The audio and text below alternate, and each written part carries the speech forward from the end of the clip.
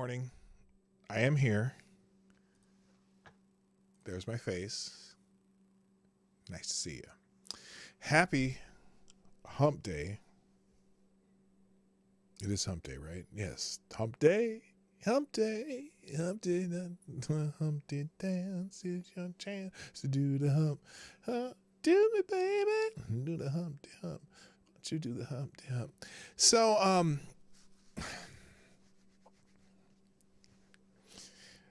President Biden, every once in a while I have to show respect to the office of the President of the United States. President Biden gave his State of the Union address last night, his first State of the Union address last night. They couldn't muster one last year. And I don't know why, but for me, the line that stood out from the entire State of the Union was the line about curing cancer. Because it kind of gives you an idea of what's wrong with State of the Union addresses, and particularly from President Pudding Brain. It's talk about just a platitude. Now look, we very well could cure some more other forms of cancer. I think we've done there's been research that's been going on since forever. And there's been promising treatments of different things. I mean, it's, certain types of cancer that used to automatically mean you had a death sentence are no longer. I mean, there's more and more people survive it all the time.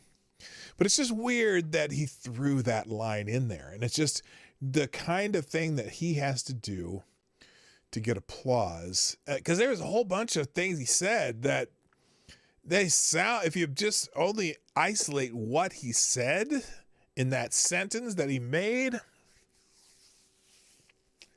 it was, hey, of course you'd be happy for that. That's something you should be happy about, right?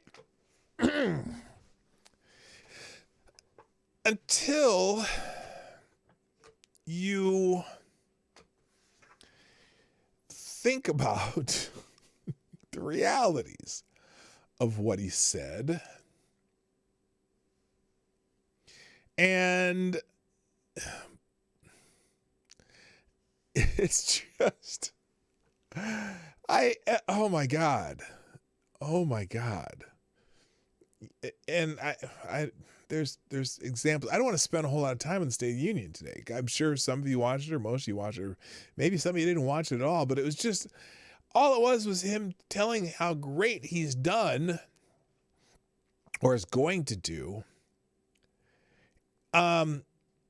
with things that he hasn't done all that great, and things that just don't make any sense. So we'll talk about that a little bit, and then if I get to anything else, I'll get to it. But welcome to the show. I got an intro to play. Play the intro.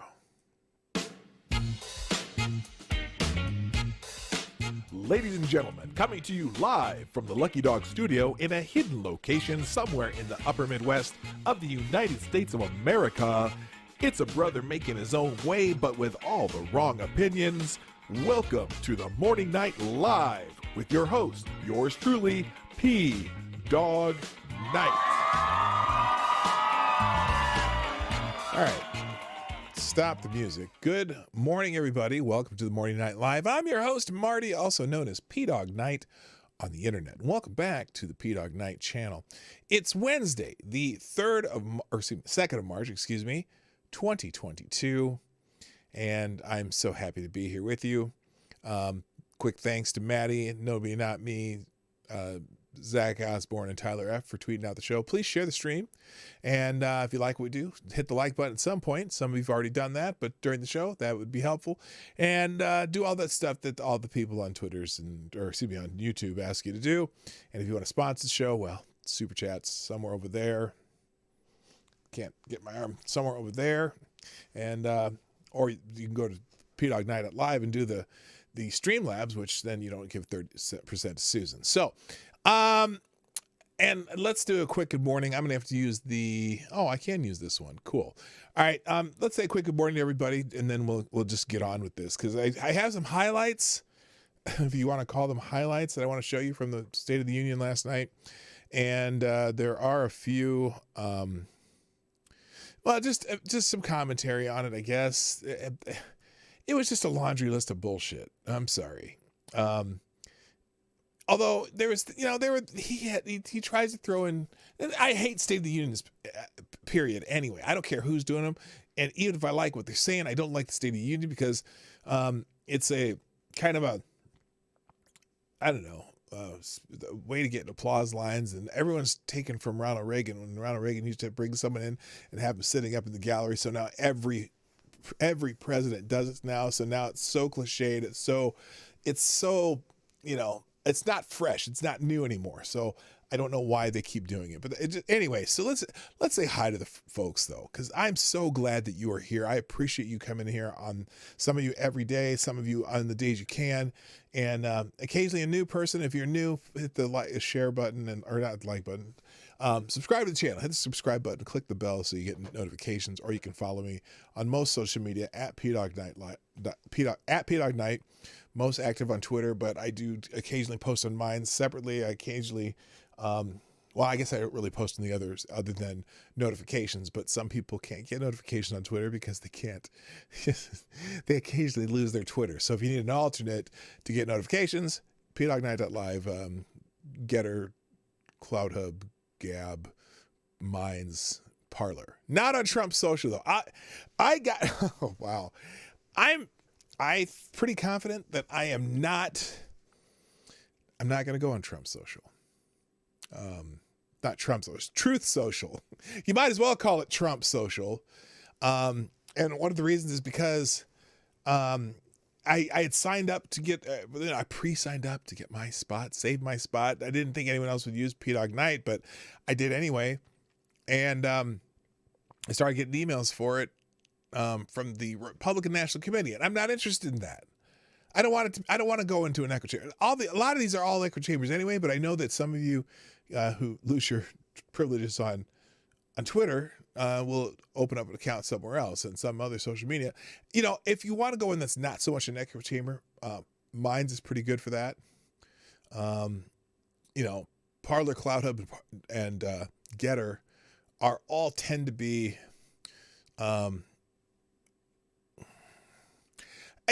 nothing wrong with being Trump friendly, Trump centric, I should say, Trump centric, and Truth Social is definitely going to be Trump centric. I'm hearing that there might have been, they were going to limit. This might just be a rumor that they're going to have 144,000 of Trump's most loyal followers. It has nothing against President Trump. I thought his policies were good. I liked, I'm not a fan of his style, but I thought his policies were good, and that was important to me. But I'm not interested in being in an echo chamber. And Twitter can be an echo chamber, but it's echo chamber of things I don't necessarily agree with. So that's why I kind of like that. I'd rather challenge what I don't agree with than be surrounded by things that I probably agree with. But then, occasionally you're going to go like, wait a minute, there's one thing there I don't agree with. And then you just feel out of place. I just want to be able to see a lot of different ideas. So anyway, I was going to say good morning to everybody. So let's do that. Good morning, Tyre Alexander, who's first in the chat today. Thank you for being here. I don't know why is that because I can't hear myself. That's why. Welcome to the show. Also, good morning, Advocatus Diablo, the Devil's Advocate. K-Shell's in the house. Black Hebrew Israelite. That's right. Also, good morning to Willet Forge and Nomad. Stop. Hammer time. Oh, some people, there are probably a few people who know why I do that for Nomad. And Nomad knows why I do that for Nomad. But some of you are probably like, what is that? I don't get it. So you'll just have to, that's a Morning Night Live folklore that you'll have to get somebody to explain to you someday. Good morning, Attack Alpaca, John Arnott, Maddie's in the house. Hello, Ronan, if you're there in the background. Also, good morning to James Colley. Oh, wait, Maddie's got a new job. That's awesome, by the way. Congratulations on your new job, Maddie. Sounds awesome. Good morning, James Colley. Happy Hump Day. Aaron Meredith, hello. Good morning, Cool Frog. Select a boy. Yeah, there we go. boy. Also, good morning to, I think I said Tyler F. I said James Colley, man. I'm figuring out. I was going to say, oh, I got that. Septus, Wolf's in the house. Midnight in Exile. Big Dro, what's happening? Why are you so angry? No, Big Dro, I'm not asking you why are you so angry. I'm talking to the person who has a name. Why are you so angry? Good morning, also Natasha Kayleen. What's happening? Don Julio, Gulf City Biker and Trash Band. Nobody, not me. Rod Line, what's up? Haven't seen you in a little bit. And that's it. That's everyone in the chat so far. Again, share the stream, hit the like button and all that stuff. All right. So, a couple things that I'm just going to, what happened here? I should have been, hope I didn't. There we go. Okay. So here's Twitter's version of the State of the Union highlights. And we're not doing Woke Wednesday because we're going to do this today. And now this is what Twitter has on their header under the, Teresa the Kid. Hello. Good morning.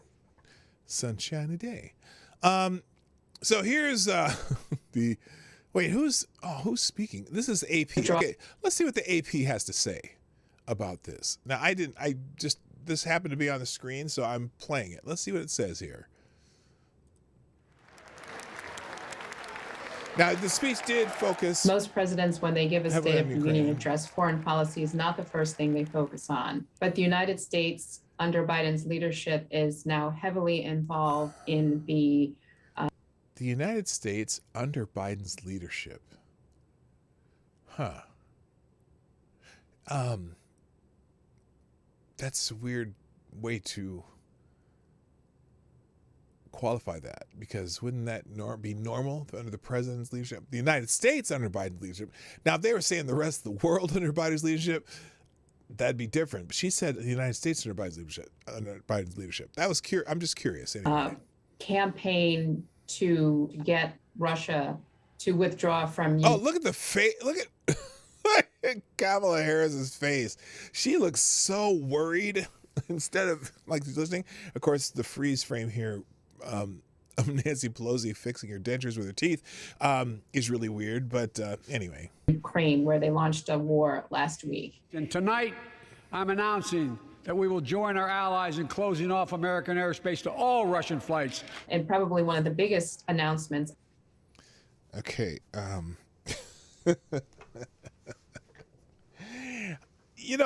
What's interesting about that, I don't think the United States has a whole lot of Russian flights coming over it. I mean, I don't think, what's that one, the big Russian airline, Blue Flat or something like that.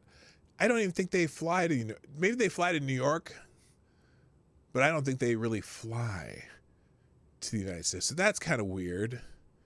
Anyway. Of his speech, that the United States will be joining Canada and the European Union in banning Russian flights from crossing U.S. airspace. And so we heard him talk about. Yeah, like I said, I don't know if they fly other parts of the world. I don't think they fly over American airspace. I just don't think they do. And so, great, they're whatever. Wow, bold move, Cotton. Autocrats like Putin, they. Oh, isn't that cute? She's wearing Ukraine flag colors. Isn't she special? Hey, why aren't these Democrats back here standing? She's old. She doesn't like to stand up that much. Anyway. Have to be stopped, because if they aren't stopped, what they're doing will spread beyond Ukraine to other countries. And that was a point that we've heard him make before, but he had a much bigger platform to make that point tonight in terms of explaining more to the American people why the United States is involved. And he didn't really take advantage of that. Oh, that's some rare criticism by the AP of Biden. Weird. And it's so funny if you watch Nancy Pelosi do this speech. She's messing with her dentures the whole freaking time. Spots in our economy. See, look, she's messing around, moving record job growth, higher wages. Too many families are struggling to keep up with their bills. Okay. More than 6.5 million jobs have been created since. No, they haven't. They keep repeating this line. 6 million jobs have been created. You mean 6 million people who were shut out of their work went back to work? Net new jobs? Net people in the workforce? Yeah, no, they're lying to you. But yeah, people are back to work. President Biden took office. So on the job creation front and some of the other metrics by which economic performance is measured, the economy is doing pretty well. Really, is it now? Really? Go try and buy a pot roast. Okay. I went and I went to my local grocery store, right? And I was like, they had they had some roasts in the kind of meat sales section that they have every day. And as you walk over towards the meat department, there's the one little cooler there, the meat section. And I was going to buy a roast. I saw some roasts in there, a roast, it's bottom rounds and chuck and sirloin tips and, that kind of stuff. A beef roast. And I looked down into the cooler and there's one kind of roast here and there's one kind of roast here and there's one kind of roast here. And I'm like, wait, $18? For a chuck roast about this big? What? It was $8.99 a pound for chuck roast. I'm like, are you kidding me? Then I looked at the sirloin dip and it's $13.99 a pound. I'm like, whoa, what the hell? And I look over there, there's some other kind of roast that was like $9.99 a pound. I'm like, whoa, this is on sale? Are you kidding me? And gas prices. Whew. Now, usually where I live, it's fairly reasonable compared to the rest of the country. And that was $3.49. I have a 33-gallon tank on my pickup truck. And I'm going to be pulling a trailer 6 hours to Omaha this weekend. I'm like, oh my God. It's crazy. The economy is going fan-freaking-tastic, I guess. Midnight in Exile, if I was the one to put people on a timeout, you would be on one right now. Anyway, the economy's going pretty good. Yeah, except for the inflation problem. And except for the fact that we still have problems with the supply chain. So there's certain things in the store you just can't buy at any given time. Now, usually they're not the most important. Well, you know what's weird? Distilled water. I use distilled water in a CPAP machine, and I use it for some other things. And there were no distilled water in the grocery store. Now, how do you run out of distilled water? Don't they just take water and distill it? But I couldn't get any because there was none in the store. The entire store was empty of distilled water. I'm like, come on. The economy's going pretty good. Oh, try and buy a truck today or a car at a car dealer. Is the economy going really well? Now, I'm sure they blame it. I'm sure they blame that on the truckers in Canada because the truckers in Canada were blocking the bridges and they couldn't get parts to the Ford dealer that they weren't making cars anyway because you can't get chips. Of course, that's because everyone's trying to mine Bitcoin and shit. Anyway, so what did Select the Boys say? It's so funny. What's up, Manny? Oh, and Nancy's budget is 99%, 95% run, so she can't afford dentures that fit. Well, that might be true. That may well be true. Anyway. But it's just that inflation and what people Oh, are feeling nice to in mention their that. daily lives when they go to the grocery store, when they go to buy Yeah. gasoline, they're paying more for lots of things, and they just don't feel that the economy is working for them. So the president really needs to try to turn that around, not only to help himself, but also to help. I don't give a fuck about him helping himself. But he doesn't know how to do it. He's going to flood the economy with more money. He's going to flood the economy with more. The printers go. The printers are starting to. The gears are starting to grind. They're running so much. Democrats who are going to be running in the fall for their seats for re-election to the House and the Senate. So what the president is. Look at that. Notice something? By the way, did you hear that they were? Now this is I'm so curious about this because so miraculously and with such perfect and non-coincidental timing, the rules in the House chamber for masks was lifted by, I think it was on, maybe it was Friday or Thursday or something. It was lifted. They lifted the mask requirement for the House of Representatives chamber, right? Or is this the Senate chamber? I don't know which chamber this is. I think this is the House. Oh, this must be this. Is this the Senate chamber or is this the House? Whatever chamber this is. So you notice nobody in here is wearing a mask.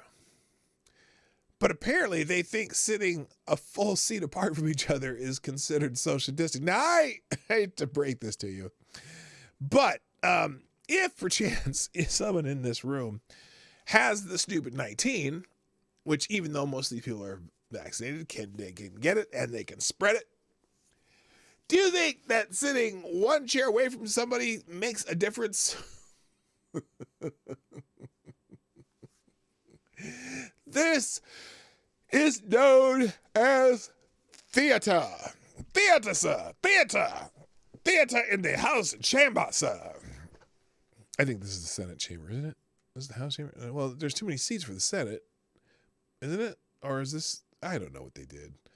Is this a normal room they do the State of the Union in? Maybe. I don't know. Who cares? Anyway, I find this funny. Trying to do tonight is kind of repackaging a lot of the proposals. Yes. That's all he did was repackage all the proposals he had before, and then he put them in this speech and made it sound like they were new and said, "Hey, Republicans, why don't you pass this? Because our economy's so great that I have to do more to make the economy even greater, even though it's so great. I keep saying it's great, even though it's not great.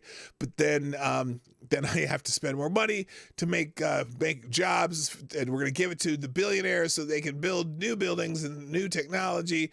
But then we're going to tax them more because they're not paying their fair share. Because instead, when the guy before us, they gave those tax cuts to those dirty rich millionaires, and they created an economy where the job employment went down to under 4%, just like it is now, because everyone's back in those jobs again. But no, because they're not paying their share. We're going to tax them more, but we're going to give them money to make their businesses work better, right? This is the Senate chamber. Okay, so now here's the problem with that. So he is complaining that the billionaires aren't paying their fair share, and they're making all this money, but then they're going to take all this. They're going to take more money from you to give to the billionaires so that they can create more jobs to hire you again. Does that make sense? It would seem like the tax cut was a better idea, because then all they do is cut the tax for them, and then maybe they could cut the tax for you and just leave out the middleman, aka the government. But that's just how they think it's, if we throw money at everything, it'll make everything better. Ooh, it makes me wonder. In the previous bill, which he had called Build Back Better. Oh yeah, and tonight he kind of renamed it Building a Better America. Oh, there you go. It's Build Back Better didn't work, so now we're going to call it Building a Better America, and it'll be the same shit, different day. Components, the name may be different, but the components are still the same. Yes. And he talked about allowing Medicare to negotiate drug prices. Look how worried Kamala looks as he's speaking. She's just waiting for him to say something stupid. By the way, he did have a couple. He had a couple blunders last night. They weren't nearly as bad as I expect. I thought, he had plenty of brain farts, but he had a couple blunders. And there's Nancy messing with her dentures again. Constantly mess with those freaking dentures. Can you get some freaking polygrip, woman? As one way to combat inflation. He called for raising the federal minimum wage to $15 an hour. Why?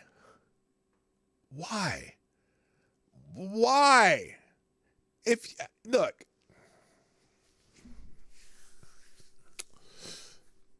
I don't even know.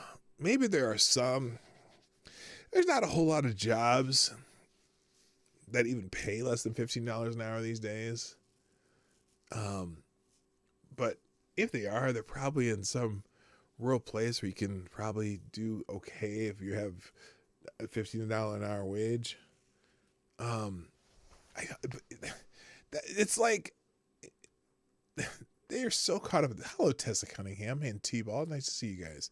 Anyway, let's see. It will be one of these, we have to wait and see situations to see what exactly Congress will pass.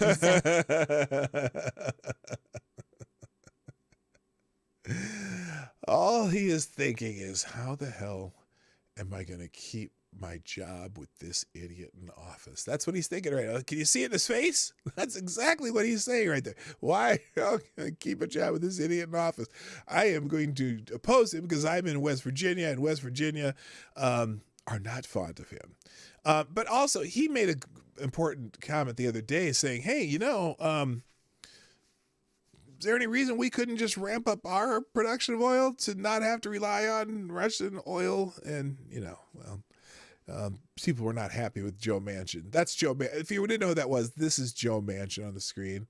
All right. And to the president's desk this year. Yeah. In addition to all of the things that he wants and the competing priorities in Congress, there is an opening on the Supreme Court that needs to be filled. There are budget bills that still need to be passed. At least he said her name right this time. The other day, when he was announcing it, he didn't say her name correctly. It's so funny. He's because he's a racist, Because if you pronounce a black woman's name wrong, that... Yes, it is. Okay. Okay, so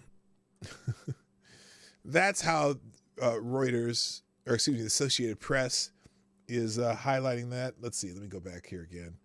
What the hell? Click. There we go. So here, catch up on the highlights of the President's 2022 State of the Union Address. Now, this is Twitter. This is what Twitter highlights for you. Good morning, Scotty Dubs. Nice to see you back.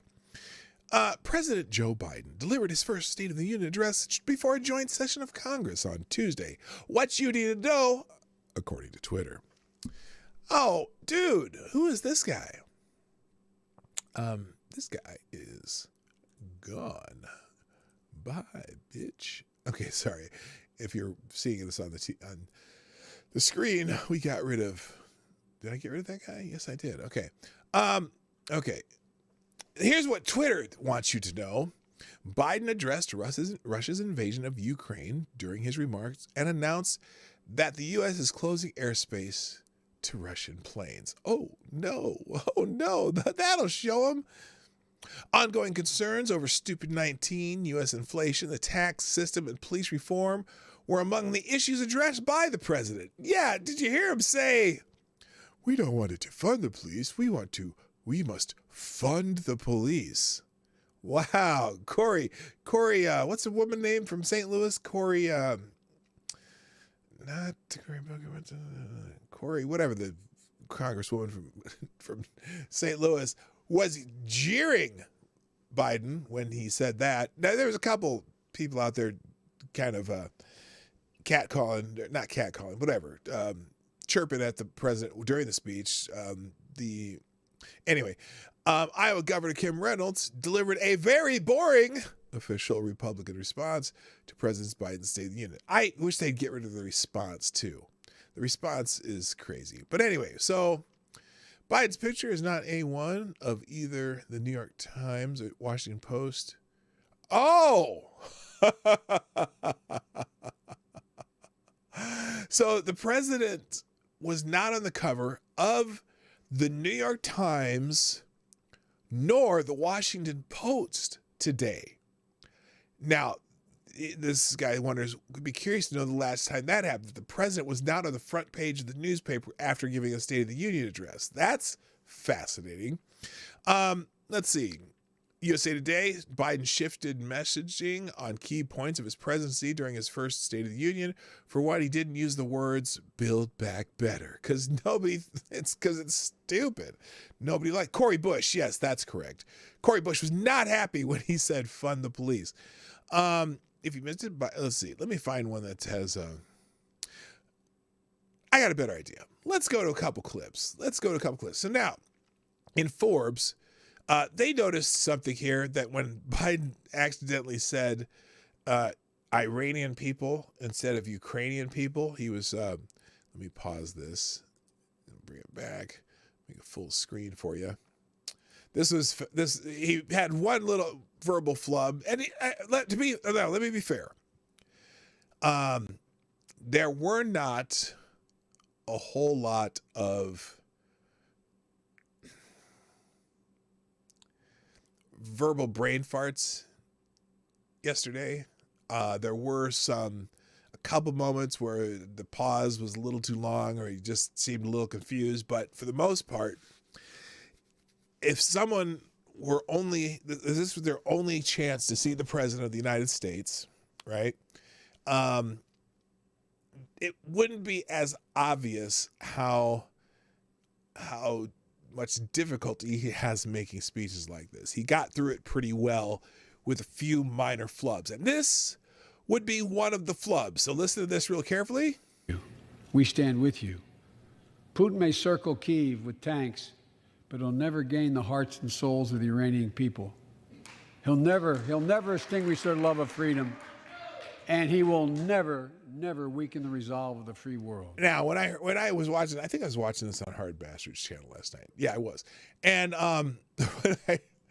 when we all heard it, right? And everyone's like, wait, did he say Iranian people? Because he'd been saying Ukrainian people, the Ukraine and all that the whole time of the speech. So this was the only minor flub. But there's one funny point. If you watch this from a different angle, which I have right here, and you'll notice that Kamala Harris certainly Putin noticed may this. circle Kyiv with tanks, but he'll never gain the hearts and souls of the Iranian people. He'll never extinguish their love of freedom, and he will never weaken the resolve of the free world. Putin may circle Kyiv Watch her with again. tanks, What? He'll never gain the hearts and souls of the Iranian people. He'll never extinguish their love of freedom, and he will never. And that's never that. weaken the I'm resolve. biting my tongue and biting my lip and trying not to. I'm just wondering when this guy's gonna kick the bucket so I can be president. I won't make that mistake. That's the look on her face right now. That's the free world. she's like he almost Putin may laughed. circle Kyiv Here it is with again. tanks, but he'll never gain the hearts and souls of the Iranian people. He'll never extinguish their love of freedom. Ukrainian, and you he will dumbass! Never weaken the resolve Ukrainian! of the free world. Anyway, it was just, and I don't even know if he was saying Iranian. Okay, he might have just kind of left the K out. Uranian, because he kind of listen again. Listen to carefully what he says. Putin may circle Kyiv with tanks, but he'll never gain the hearts and souls of the Iranian people. Hard to tell. I gotta tell you. All right. Hey, a sponsor. That is awesome. Thank you, Scotty Dubs, for sponsor of the day. My favorite part was when he said he was a capitalist and said we need to raise taxes on corporations right after that. That was rich. Yes, Yes, he did. And thank you so much for being. Sorry. What am I doing? Thank you. There we go. Bell and everything. Yeah, it was. Yeah, there was a lot of little doozies in there. Now, there's also this. There's a weird one here too. Wait, where is it? Oh, did I have that twice? Do I have the one with Nancy Pelosi? Oh, this one. Now, wait, do you see this? Wait, I had two different people had this bookmarked. Okay, I got you. All right.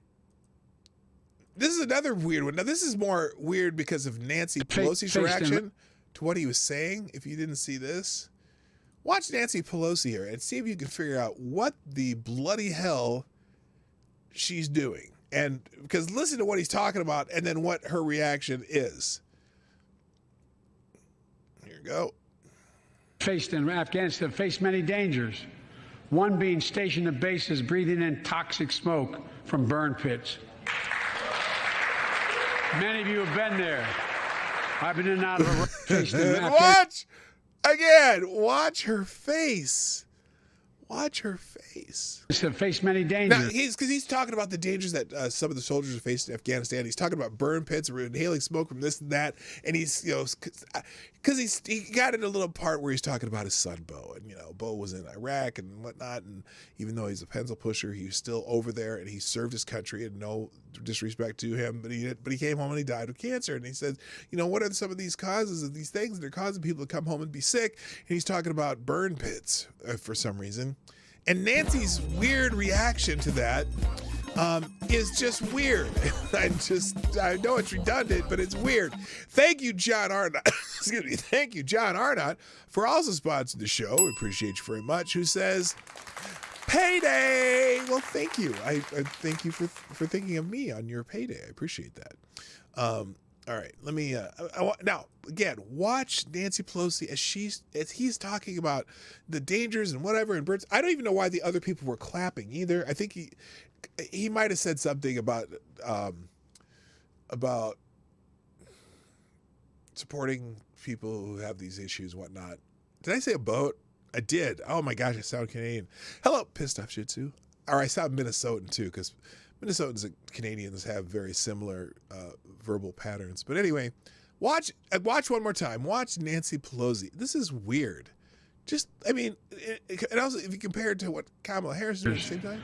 One being stationed at bases breathing in toxic smoke from burn pits. No, she's so excited. Breathing in toxic smoke from burn pits, and that's the reaction she has. Okay, here's what I think.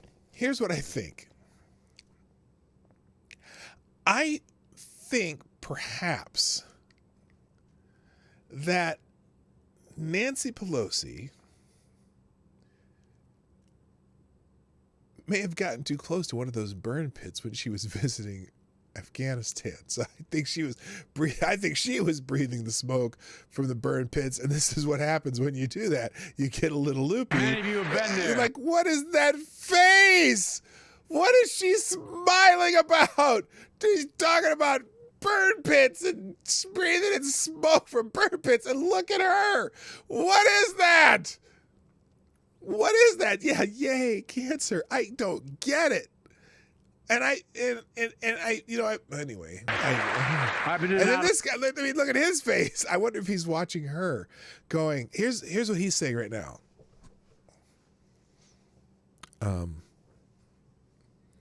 What the actual fuck is she doing? That's what's going on inside his head right now. He's going, what the hell is she doing? Sit the fuck down, bitch. Sit the fuck down. Sit down. You look stupid. All right. So anyway, that's another low light. Anyway, let's go back to the highlights here. We're going to just scroll down and see if we can find any that are worthwhile. This is the part about the Intel. Intel, the chip maker, the guy, Intel billionaire, $1 billion, trillion country company that does stuff like chips and stuff. And so CNBC put an article about why CEO Pat Gelsinger was a guest at President Biden's State of the Union address. So in the State of the Union address, President Biden called on Congress to pass an innovation act to spur chip manufacturing domestically, and called out Intel CEO Pat Gelsinger, who was in the audience, and Intel's investments in new chip factories in Ohio, right? Biden said that Intel is ready to increase the investment from $20 billion to $100 billion with federal government support. Now, And he says, so far the Rust Belt has been happier than Wall Street with Intel's plan to build a new semiconductor hub near Columbus, Ohio. Now, something very curious about this. Again, this is where he says they're willing to go from $20 billion to $100 billion investment with federal government support. Isn't it the federal government that wants to raise taxes on these billionaires, but then they're going to raise from 20 billion to 100 billion with federal government support? Isn't that giving money to the corporations that you just want to tax more? I don't get it. So it's going to bring some jobs to Ohio. Great. I'm glad they're doing some of that. They need to do some of that shit here because they were too reliant on foreign powers, China, and we don't think it's important. It's important to bring some of our China is some of our chip manufacturing to the United States, not be reliant on that place that does it right now. China is asshole. So anyway, so let's see what this article says. Investors, for the most part, haven't shown a great deal of appreciation for the recent news coming out of Intel, including its recent investor day. Not only did Intel say that its forthcoming server chip would be delayed another year to 2024, but it would be investing heavily in big capital foundry projects, foregoing cash flow for 3 years and allowing revenue and profit margins to shrink. Well, the big evil corporation is, whatever. So for Wall Street analysts and shareholders, Intel recovery plan seems potentially long and risky based on the vision of new CEO Pat Gelsinger. It would take years for Intel to ramp up its new domestic foundry business, making chips to sell to designers like Apple and Qualcomm, wrote Morningstar analyst Abhinav Davalouri. Well, he's certainly a Russian, so you can't trust him. But Intel and Geslinger specifically have one powerful friend, President Joe Biden. In his State of the Union address on Tuesday evening, Biden called out Geslinger, who was in the attendance, and Intel's $20 billion investment in new chip manufacturing in Ohio. If you travel 20 miles east of Columbus, Ohio, you'll find 1,000 empty acres of land. It won't look like much, but if you stop and look closely, you'll see a field of dreams. Yes, Kevin Costner's going into the field with his plow. The ground on which America's future will be built. This is where Intel, the American company that helped build Silicon Valley, is going to build its $20 billion semiconductor megasite. Biden noted that Intel CEO Pat Gelsinger told me they are ready to increase their investment from $20 billion to $100 billion. That would be one of the biggest investments in manufacturing in American history. But that is contingent on Congress passing near roughly $50 billion, roughly $50 billion Innovation Act, which went through the Senate last summer, but has not passed the House. Well, because they would have to give money to big corporations. And the House Democrats, I don't go for that. No can do. So anyway, but that was just one of those curious things. You know what I mean? Let's see. Okay, that's assassination plot against Zelensky was foiled and units sent to, okay, whatever. Now, the Washington Post analysis. President Biden delivered what felt like two State of the Union addresses on Tuesday, doubles down on Russia's sanction, domestic agenda. Anyway, and Fox News probably panned it, which is, that's their job to be opposition, I guess. But fact checking some of the claims. Oh no, CNN did a fact check. We have to see this. Hang on.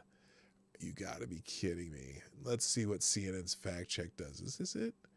Oh, I hit this twice, didn't I? I only need it once. Let's stay with this one. Fact checking Biden's 2022 State of the Union address. I bet they find everything true. Let's see what they did here. President Joe Biden delivered his first State of the Union address. We'll contrast that with Breitbart's fact check. How's that sound? I think we're going to stick with the State of the Union today. I just am, because now I'm having a little fun with it. Congress will get their trillions. They will just do it little by little. Yeah, they will.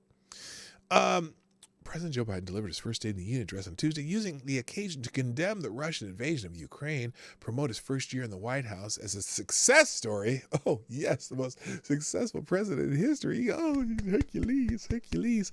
And an attempt to revive his domestic legislative agenda. Well, if it's a success story, his domestic legislative agenda would have been passed last time, but it wasn't, except for some infrastructure, which we always do infrastructure. He's so excited about his infrastructure deal, which it's not like we don't always pass infrastructure. Anyway, here's a fact check of some of the claims from Biden and the Republican response. That's what they're going to do. Let's see how many of those are lies and how many of Biden's was perfect. And the Republican response by Iowa Governor Kim Reynolds. Biden touted record job growth under his administration. Our economy created over 6.5 million new jobs last year, more jobs in 1 year than ever before in the history of the United States of America, Biden said. Facts first. This is true, according to CNN. This is CNN. The U.S. added 6.6 million jobs in the last 12 months of Biden's term, more than the U.S. added in any year going back to 1939 when this data series was first published. Oh, but they haven't, however,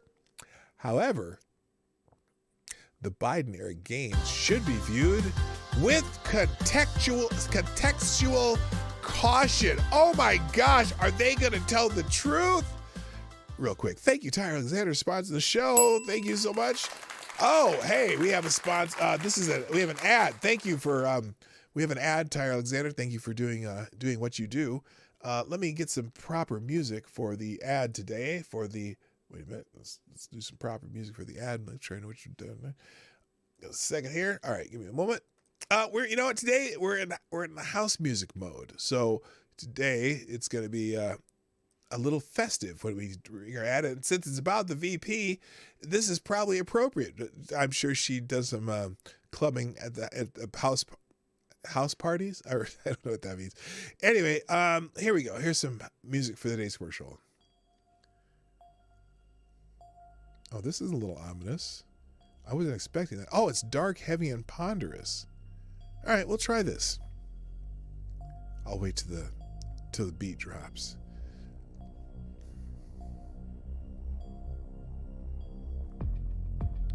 Today's sponsor is Vice President Harris. Vice President Harris would like to say she is working hard to get crack pipes out to the people by Christmas, and she would like to promote her new brand of tapioca-flavored cyanide. She already has Biden tasting every batch for quality. Vice President Harris, making pudding for everybody. All right, and by the way, Tyler Alexander, you are the new Streamlabs Superstar sponsor of the day. However, let's stop the commercials here. But we have another one. Thank you, Baby Vaso, for sponsoring the show today. And Baby Vaso, now you are the new Streamlabs Superstar sponsor of the day. With a tray, says, do you think there are any legitimate rhinos, Republicans name only, or are too many of us gatekeepers?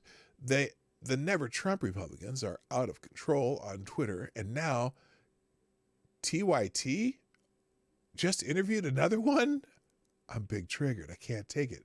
Boebert, MTG, Owens are such bad optics. Well, let's see.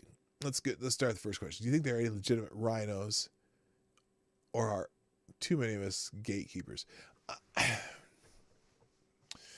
So I wouldn't say that they are Republican in name only. I think for the most part, it's just there's more than one faction of Republicans. Now, there's always been a lot of big splits among Democrats, but this is that handful of anti-Trump Republicans have kind of cordoned themselves off into their own little world, but they're still Republicans. I mean, if you think of the policies that Liz Cheney voted for during the Trump era.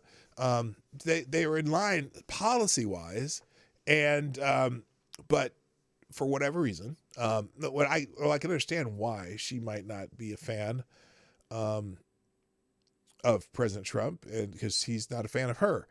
I don't know if I would say Republican name when it comes down to voting for things, they tend to be on the same side. Okay. And there's very few things that they differ on as far as policy and policy positions. So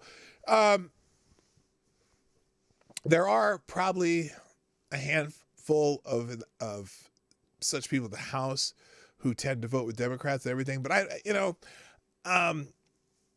don't know. It's just one of those terms that keeps the party having infighting, and the Democrats have infighting too with their progressive end.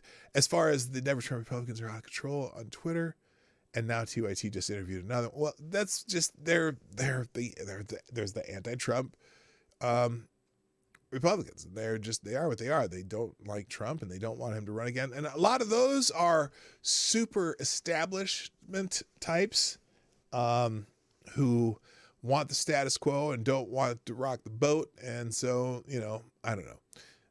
Never been a fan of the Rhino Dino label. It's more than one way to be a Democrat or Republican. Yeah, that's exactly where I'm at on that too.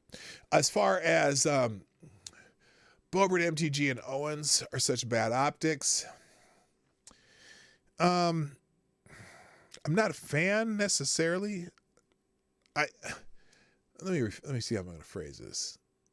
They're bad optics because they come off as our versions of AOC and the Squad and whatever, and sometimes I think they're all about sound bites as much as anything. But I don't necessarily think that they don't believe what they say either. But they're just they're a little out there. But bad optics. When you say Owens, are you talking about Candace Owens? She's not She's not in Congress. You know that, obviously, but see, the thing about Candace Owens, I just never know if I believe what she's saying, and a lot of times I agree with what she's saying because she says a lot of the right things. I've never been confident that she believes any of it. So it's interesting. All right, back to this, though. Let's go back to this fact check because this is fascinating. So here's the caveat that CNN, this is CNN, put on this thing about the 6.6 million jobs. This is true. Let's see. Biden inherited. Okay. However, the Biden-era gains should be viewed with contextual caution. Biden inherited an economy that had been crushed by unprecedented pandemic-related job losses. Biden took office less than a year after the economy shed more than 22 million jobs in 2 months because of the pandemic. Even with the jobs rebound, which began under President Donald Trump in May 2020. Oh my God, they're actually being honest about that? Which began in May 2020, the U.S. was still, as of January 2022, down more than 2 million jobs. So, you mean they recovered 20 million jobs and were only down 2 million by the time Biden got in the office? That's interesting. From when the pandemic hit. In other words, the substantial Biden-era gains are still filling the giant pandemic hole. Biden is free, of course, to argue that he is doing a good job filling that role. And some economists,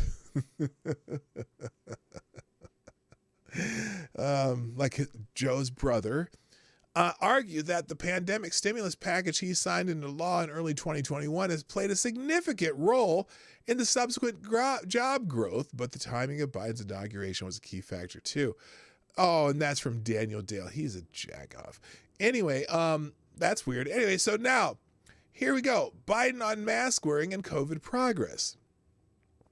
Biden highlighted the number of Americans who no longer need a mask as a sign of real progress on the pandemic. Biden claimed that most Americans of the country can now be mask-free, and based on the projections, more of the country will reach that point across the next couple of weeks. Facts first. This is CNN says Biden is correct. Well, he's correct again. How can you? Oh, imagine that. Thank you, Scotty Dubs, with another 5 spot. Anyone worried about optics but voted for Trump just doesn't get it. Wake up, people. And again, I'm not an optics guy. Because Trump didn't have the best optics either. Well, the best optics for Democrats, I don't know. I still thought he was a better president than Joe could have ever been. Anyway, so they said, here's the fact check on this. This is making progress. Biden is correct based on a recent change in CDC metrics. Oh, they changed the CDC metrics for him because this is hilarious. When the focus expanded from community transmission to include hospitals and hospital capacity. As of last Thursday, about 99% of the U.S. population lived in an area where the U.S. Centers for Disease Control and Prevention recommended that people wear masks indoors. On Friday, that number dropped to 28%. So they cut it by whatever that is, 71%. On Friday, the number of people catching stupid 19 didn't really change. What changed were the metrics the CDC used to determine who should wear a mask. CDC mask recommendations had been based on how high the transmission of the coronavirus was in a particular region. In addition to new stupid 19 cases, CDC mask guidance is now also based on new stupid 19 hospitalization and hospital capacity in a community. CDC Director Dr. Rochelle Walensky said Friday that the guidance change reflects the lower risk Americans have of severe disease since more people are vaccinated or have had a prior infection. Whoa! Whoa! She'd acknowledged prior infection? Well, what does that mean? I thought unvaccinated people, even if they had a prior infection, needed a vaccine to make it better. Access to tests and treatments has also improved. Many states went ahead and previously dumped mask mandates without waiting for the CDC guidelines to change. As of Tuesday, the U.S. is now averaging 69,549 new COVID cases per day, according to Johns Hopkins University. This is a 21% drop since last week, and the lowest cases have been since July. Now, remember though, that's still worse than what was it? I think last March, there were more than 69,000. It was like 80,000 or something.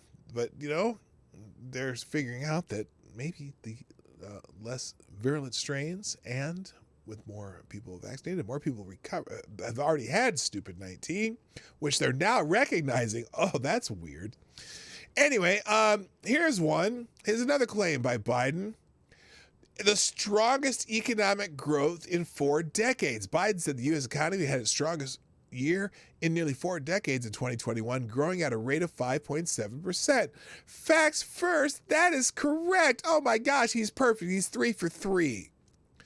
Oh, but it also needs some more context because the economy is still recovering from the devastating impact of the pandemic. And President Trump, of course, they meant that. The U.S. economy was strong last year. The nation's gross domestic product, the broadest measure of economic activity, increased at a pace of 5.7%, according to the Bureau of Economic Analysis. That was the fastest growth rate since 1984 when Ronald Reagan was in the White House. That said, America is also still recovering from the worst of the pandemic. In 2020, GDP contracted as a result of the economy shutting down in response to stupid 19. Last year's upswing was still making up for lost ground, but the economic growth came at a price. Inflation has soared, and Americans face higher prices everywhere, from food to gasoline to furniture.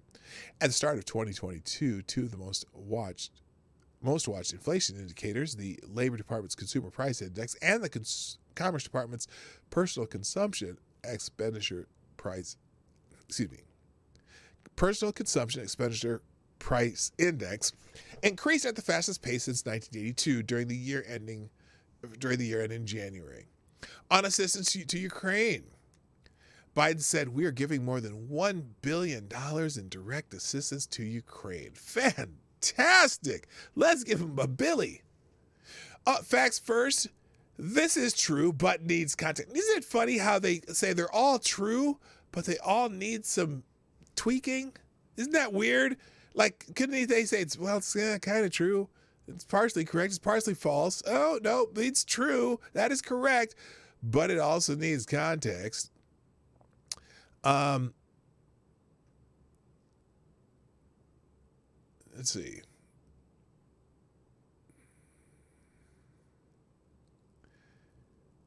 The U.S. has given more than $1 billion in total security assistance to Ukraine over the past year, while Biden administration officials have continued to send aid to Ukraine since the beginning of the Russian invasion 6 days ago. They are not giving the total $1 billion in assistance right now. The U.S. has given more than $1 billion in total security assistance to Ukraine over the past year. Secretary of State Anthony Blinken said in a statement on February 25th, the U.S. is not currently giving Ukraine $1 billion in aid, as the president stated in his speech. Now, what? That didn't make sense. Anyway, Blinken authorized the Defense Department to provide $60 million in immediate military assistance to Ukraine in the fall of 2021. In December, Blinken authorized an additional $200 million. After the invasion began, Blinken authorized a third package of $350 million for immediate support to Ukraine's defense. Isn't it amazing how just at the blinking of an eye, they can just throw money at him? Isn't that wild? That's just amazing. He went $60 million, and then he's like, I need it. Well, let's throw another $200 million. And then later, a third pack, we'll just send $350 million. Wow. Blinken, winking, blinking, and knock me in the head. Or something like that. Anyway. Biden administration officials have said they are continuing to send security assistance to Ukraine even as the Russian invasion continues. U.S. security assistance to Ukraine has continued to arrive, a senior defense official told reporters on Monday. Anyway, now let's see. Here's one. Addressing gun control, Biden repeated his claim that gun manufacturers are the only industry in America that can't be sued. Oh, are they going to tell the truth? CNN has previously fact-checked this claim. Here's what we found. Facts first. This is false. Gun manufacturers are not entirely exempt from being sued, nor are they the only industry with some liability protections. Well, let's talk about Pfizer. Pfizer's one of those. Oh, I didn't realize they didn't have this on the screen. I haven't been paying attention. Let's talk about Pfizer. Holy smokes. They're certainly one who can't be sued for the Fauci juice, right? Under the 2005 Protection of Lawful Commerce and Arms Act, gun manufacturers cannot be held liable for the use of their products in crimes. However, the gun manufacturers can still be held liable for, and thus sued for, a range of things, including negligence, breach of contract, regarding the purchase of a gun, or certain damages from the effect for the design of a gun. In 2019, the Supreme Court allowed a lawsuit against the gun manufacturer Remington Arms to continue. The plaintiffs, a survivor, and families of nine other victims of the Sandy Hook Elementary School mass shooting wanted to hold the company which manufactures the semi-automatic rifle that was used in the killing partly responsible by targeting the company's marketing practices, another area where gun manufacturers can be held liable. On February 25th, those families reached a $73 million settlement with the now bankrupt gun manufacturer. And, oh shoot, hang on a second here. Did this just escape on me? I completely lost my space there. Well,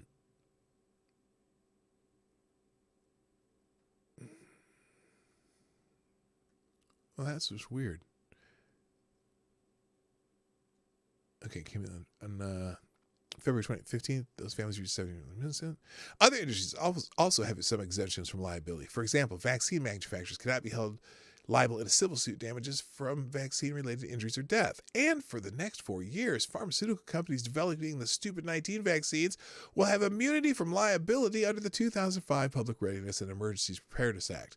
Those who claim to have been harmed by vaccines may receive money from the government, not the pharmaceutical company, via the Vaccine Injury Compensation Program. So there you go. All right. Global supply chains, inflation. Biden said the pandemic disrupted global supply chains and in turn boosted inflation. A third of last year's inflation was due to higher car prices. Facts first, they say that is, well, it's roughly correct.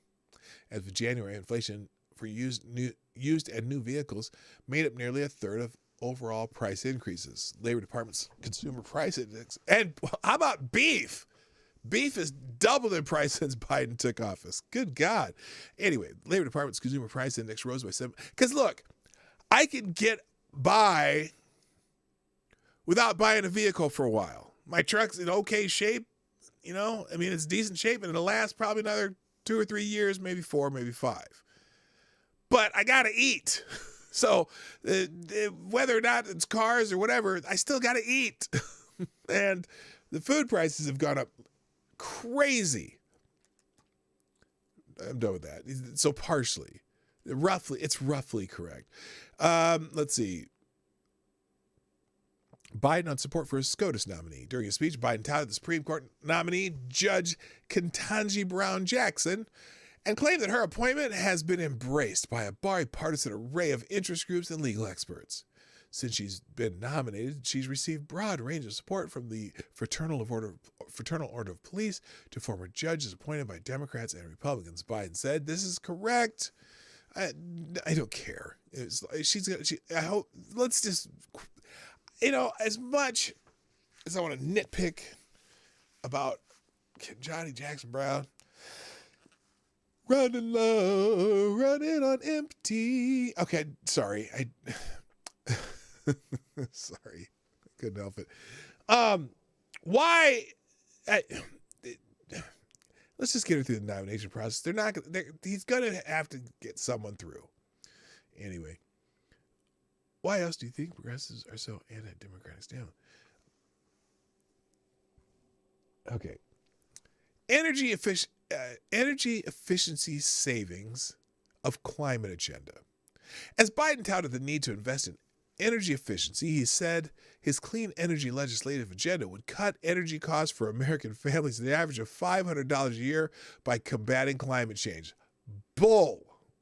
Now they're saying this needs context. I just say bull. It is not going to do that in the next years. If anything, the more they screw around with this stuff, the more expensive it's going to get. And most families aren't going to be able to afford the alternatives, which are even more expensive. So we're at a point where, hey, let the innovators innovate, but let us live our lives and do the things we're doing now, because that's the cheapest way to do it until you figure out another way to do it. And I don't have to buy new shit. That's what I think. They say it needs context. Biden's estimate is based on third-party analysis that assesses the savings Americans might see by 2030. Not immediately. 2030.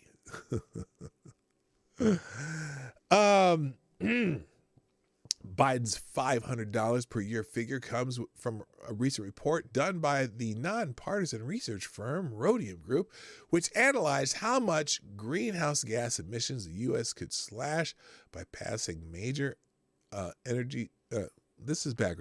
major clean energy legislation, putting forth new federal regulations, and having states pass new climate and clean energy bills as well. The more you force the clean energy, it's good. The more the short-term rise in costs will be, unless you just let it happen naturally. Whatever. Biden on banning chokeholds for federal officers. Whoopee! Federal officers aren't. Oh God, the federal officers, are they in the streets apprehending robbers and crooks? Not really. So that's a fluff, a complete fluff promise. Who cares? It's something to get an applause line. Plus, it's the states that need to do that if they're going to do it. Whatever. I'm down with Dave Smith, where our political system was not made to allow a true race for office.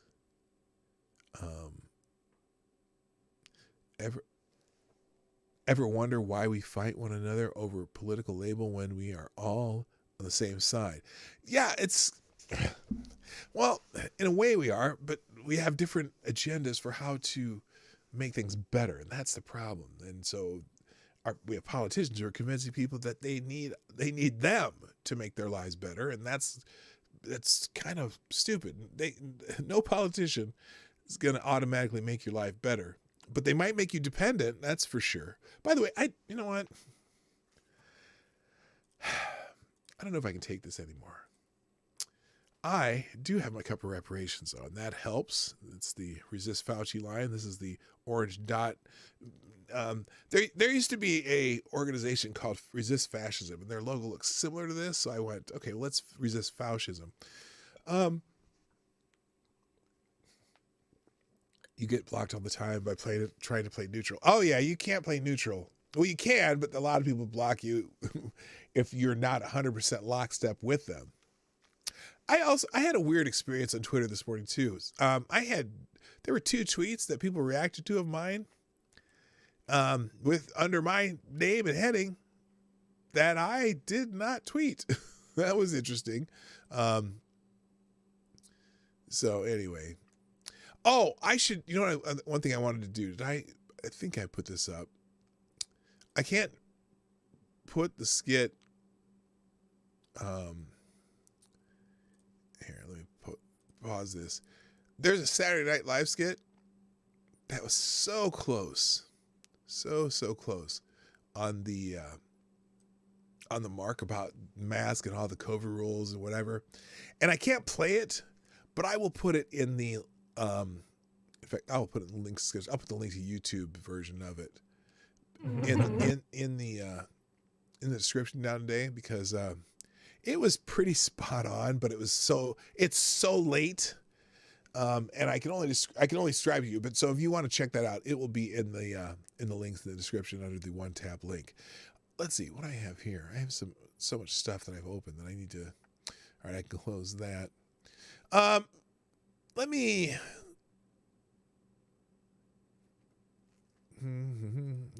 I have several articles too about the State of the Union last night, which I really didn't get to because I've been rambling so much. But a few articles that you can check out that'll be in the tabs, and I'll just show them to you here. This one, sorry folks, Biden does not have a plan for controlling inflation, which he was talking about last night. No, he really doesn't. And this article is a pretty good one as far as spelling out why he doesn't, because his plan. When you say that you're going to infuse money into all these different things, you're going to spend all this money, that means you have to create money out of thin air sometimes, because you're borrowing it or whatever. And so the way to drive down inflation is not to flood the market with money. And so this one explains that. Also in the tabs, Biden administration, his own report undermines its case for any energy independence. And the idea that the plan to end dependence on Russia would bring U.S. closer to China. So that's an interesting article. Also in the human rights. This is the other thing he said yesterday. So he said that the European and America, the EU, I guess, or EU countries and Western nations, we're going to release 60 million barrels of oil from reserves amid the Russian invasion. Okay, so let's go through this. The U.S., we'll finish with this one today. The U.S. and its allies will release 60 million barrels of oil from strategic reserves amid the Russian invasion of Ukraine. That number will include 30 million barrels from the U.S. Strategic Petroleum Reserve, according to the White House and Department of Energy, per The Hill. The rest will come from the remaining 30 countries of the International Energy Agency. Now, today's announcement, is this Biden saying this? Who said this? Oh, this is just a second. Anyway, today's announcement is another example of partners around the world condemning Russia's unprovoked and unjustified invasion of Ukraine and working together to address the impact of President Putin's war of choice. White House Press Secretary Jen Psaki said President Biden was clear from the beginning that all tools are on the table to protect American businesses and consumers, including from rising prices at the pump. Now, funny that they should say that, because this is the same president that got rid of some oil leases, that got rid of the Keystone Pipeline, put some more restrictions on production so that our production went down and we are no longer energy independent. We were, the year before the pandemonium, we had net export of oil. Anyway, in a separate announcement, the International Energy Agency backed international sanctions against Russia and said it made the decision to release oil from the reserves amid volatile oil prices. I am pleased that the IEA has come together today to take action. The situation in energy markets is very similar and demands our full attention. Executive Director Falil Birol said, global energy is under threat, putting the world economy at risk during a fragile stage of the recovery. Now, the IEA is also expected to release guidance Thursday for European nations on how to minimize independence on Russian energy, because Russia is the biggest producer of oil over there, right? Yeah, only 60 million barrels. That's nothing. That's nothing. Isn't it like, because don't we like, well, I think we might have even import that much from Russia. We use a lot of oil over here. Let's put it that way. But anyway, they're releasing guidance for European nations on how to minimize independence on Russian energy over the next year, as about 60% of Russian oil exports are to Europe. So, yippee! It's like that's not a lot of oil in full perspective, and it's not going to do anything to. It's really not going to do anything to U.S. oil prices, I don't think, or gas prices. We could produce that much more. I think, how many is it, like? It's almost like 60 million a day that that Russian pipeline was going to bring into the European Union. So, go figure. Anyway, in 2020, the United States consumed about 18.19 billion barrels of petroleum per day. Now, I wonder if that's refined petroleum or the raw material that they're talking about here. But either way, it's not a lot. 60 million is 3 days if you use that. 3 days just in the United States if you go by that. So, yeah, nothing to see here. Anyway, so I didn't get to the Breitbart fact check on Biden's speech last night. There's also Illinois temporarily banned a student from any contact with three peers because her ideas were unwelcome, but they would refuse to tell her the ideas. That's also be in the tab. There's a report that shatters the media lie that CRT isn't taught in Virginia schools. If you're interested in that, that'll be in the tab. And then also, Joy Behar and Michelle Tafoya got in an argument where Behar is saying the extreme right is now the Republican Party. Well, I don't know about all that. Anyway, that's what you're going to find today. And then also, there's, now this, I might get who knows if I'll get a copy for this, but I'm going to play this one today because it's funny. This is a portion of Wheel of Fortune that happened yesterday. And if you didn't see this one, TriviaCast, what's up? I see you there. All right. Well, actually, I'm not going to play this, but you have to watch this clip of Wheel of Fortune. Actually, you can see it without the volume. Maybe we'll do it that way. Oh, no, here's the volume. So, as you can see, what's on the board here? And I'm going to guess that most of you could figure this out, right? Most figure that out. You have to listen to it, though. And then, so this person, okay, this fast forward here. The next person, oh, they hit bankrupt. Okay, so they didn't get it. So, no, he hit bankrupt. So this woman gets a chance to answer the puzzle. And what does she do? She buys a vowel. I'll buy a U because she can't figure it out. Can you figure this one out? Another feather. Mm-hmm. She buys a vowel, right? Nope. And then and she gets it wrong. She didn't get an answer. So this guy gets to lose a turn. And then she comes back and gets a second chance.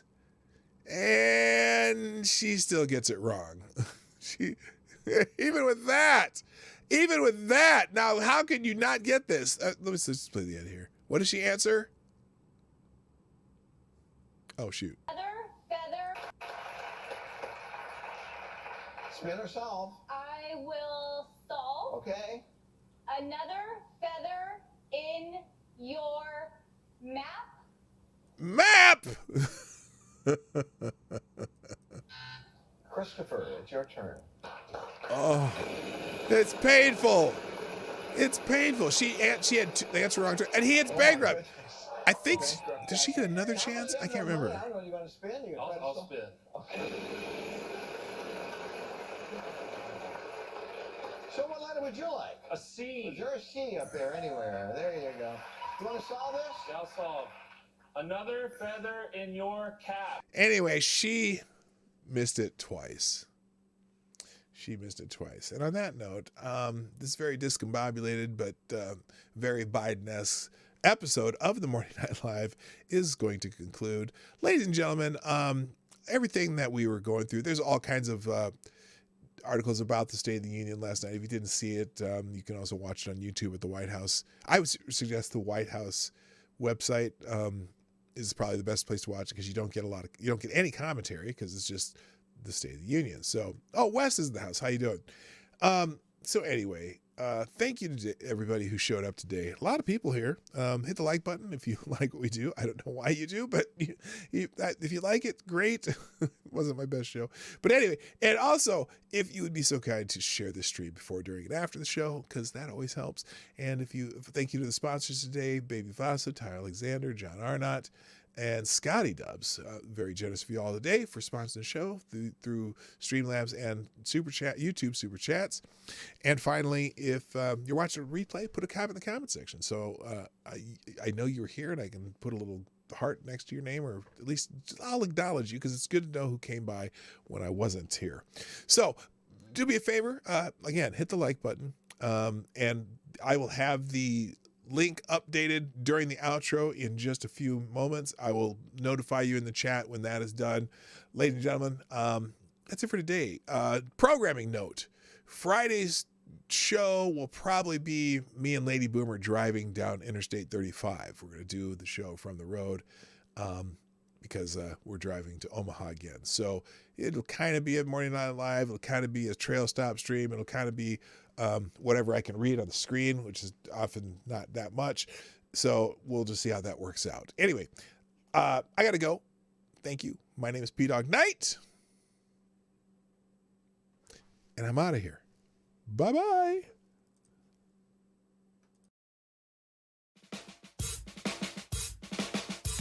Hey, this is Dawg Knight, and thank you for watching today on the Dawg Knight channel. If you have an observation or remark you'd like to make about this video or my channel, I absolutely welcome you to write it in the comment section down below. I really look forward to hearing from you.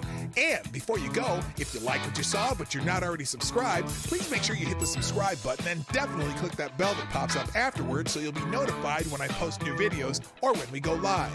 I broadcast my live show, The Morning Night Live, Monday through Friday at 10 o'clock Eastern, 9 o'clock Central. A special thank you to all the supporters of this channel who share our videos on social media and who make donations through Streamlabs, YouTube, Venmo, and Cashapp, which are all linked in the description down below. Thanks again, and until next time, I'm PDawgKnight, and I'm out of here.